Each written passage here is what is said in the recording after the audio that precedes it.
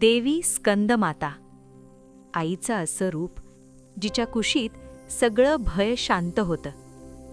आपण कितीही मोठे झालो, कितीही मजबूत दिसलो, तरी मनाच्या एका कोपऱ्यात आपल्याला अजूनही आईची गरज असते. नवरात्रातील 5व्या दिवशी पूजली जाणारी देवी स्कंदमाता म्हणजे मातृत्वाची अपार शक्ती. देवी स्कंदमाता म्हणजे भगवान कार्तिकेयाची माता. पण ती फक्त देवाची आई नाही, ती प्रत्येक भक्ताची आई आहे.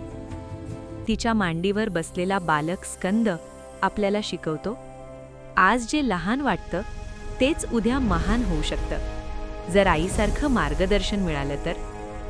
पुराण काळात तारकासूर नावाचा भयंकर राक्षस संपूर्ण सृष्टीला त्रास देत होता. देव भयभीत झाले आणि तेव्हा पार्वती देवीने मातृत्वातूनच शक्ती निर्माण केली. त्या मातृत्वातून जन्माला आला स्कंद आणि अधर्माचा नाश झाला.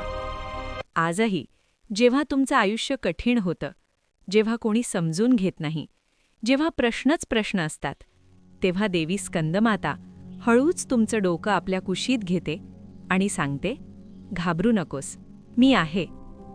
तिच्या हातातील कमळ सांगतं, संसारात राहूनही मन निर्मळ ठेवा. तिच्या सिंह सांगतो, भीती असूनही पुढे जा.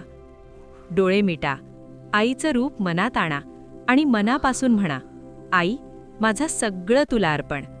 कारण जग बदलतं, परिस्थिती बदलते, पण आई कधीच बदलत नाही.